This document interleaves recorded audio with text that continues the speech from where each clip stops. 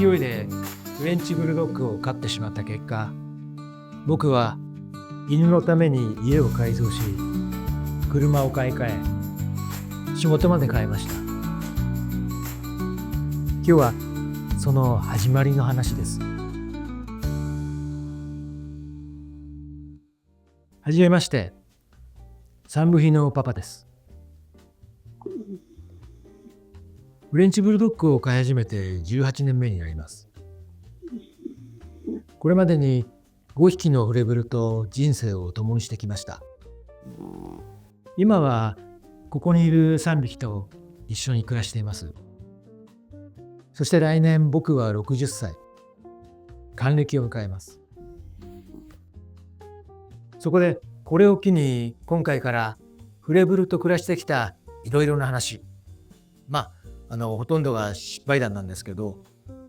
そこから得られたことや、これからシニアとしてどうやってフレブルと暮らしていくのか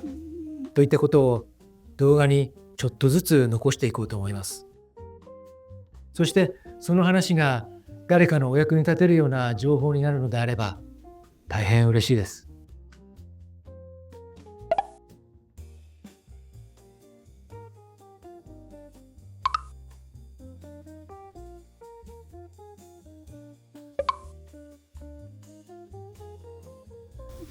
タイトルにもありますが、フレブルを勢いで飼ってしまった結果、還暦間近の今、僕の生活はあの頃の自分なら絶対に笑って信じなかった形になっています。今日はそんな僕の18年の転落というか、沼の始まりをお話しします。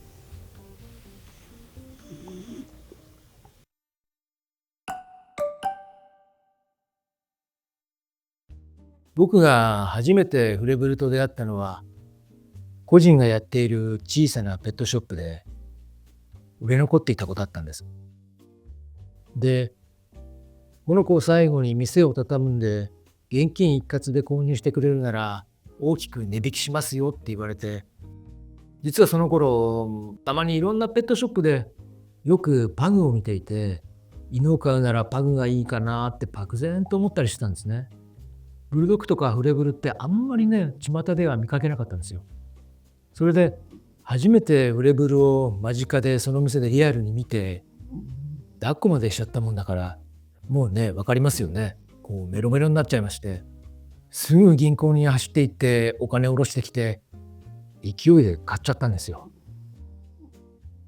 しかもね、次の日はうちのおばあちゃんのお葬式で実家に帰省しなきゃいけなかったのに、若かったんですね、きっと。41歳でしたけど。それでその日のうちに用意しなきゃいけないものを店の人に教えてもらって、急いでホームセンターでケージだのフードだの水飲みのね道具とかそういうの買い込んで大変だったのを覚えてます。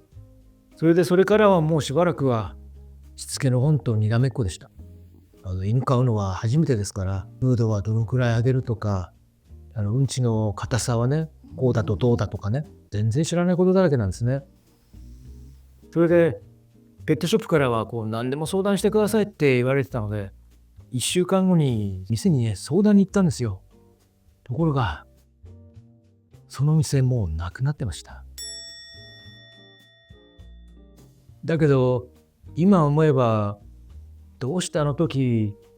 これまで犬を飼ったこともなければ知識だって全くないのにフレブルをお迎えしちゃったんだろうって本当に不思議です。その子は女の子でしたからお嬢って名付けました。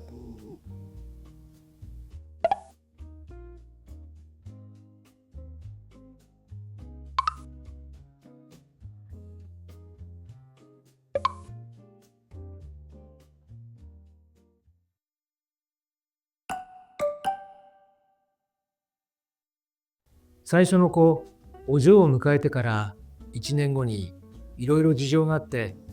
茨城県に引っ越したんです。実はこれが今の僕を作ったきっかけだったかもしれません。その半年後にもう一匹お迎えしたんです。うちは共働きで2人とも都内に通勤してましたから、留守番するのに2匹でいれば寂しくないだろうって思ったんですね。だけど仕事してても気になってね、もう仕方なくなっちゃったんですね。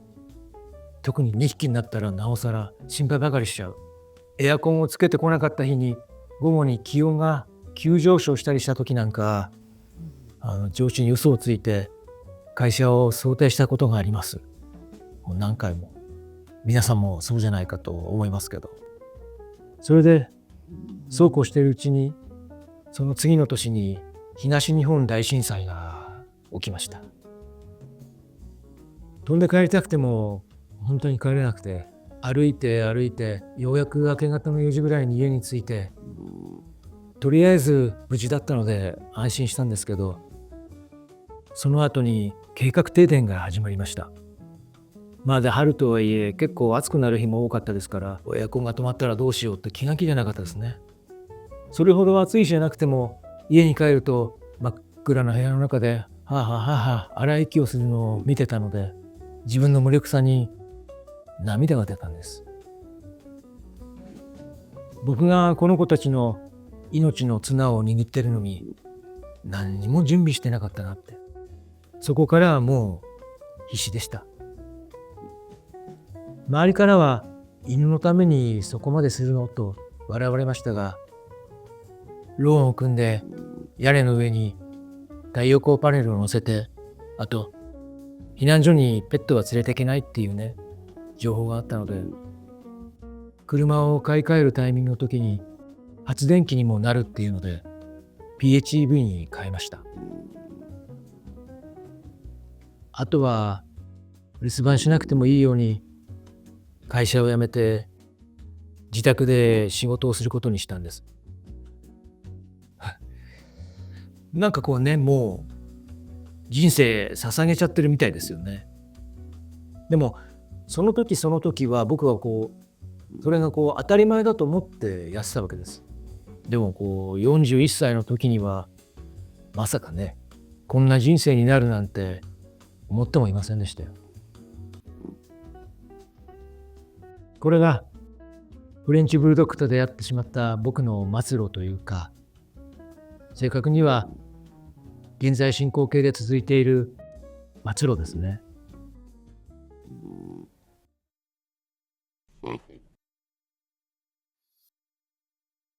さて、勢いで1匹目を迎えた僕が、なぜその後さらに沼にどっぷりはまって、還暦目前なのにいまだに3匹と暮らしているのか、次回から具体的にお話ししていこうと思います。それとこれから先のことなんかも話していけたらいいかなって思ってます。正直改めて振り返ってみると、自分でもどうかしてるなって思いますね。このチャンネルを少しでも面白いと感じていただけましたら、チャンネル登録やいいねをしていただけますととても励みになります。それではまた次回お会いしましょう。さようなら。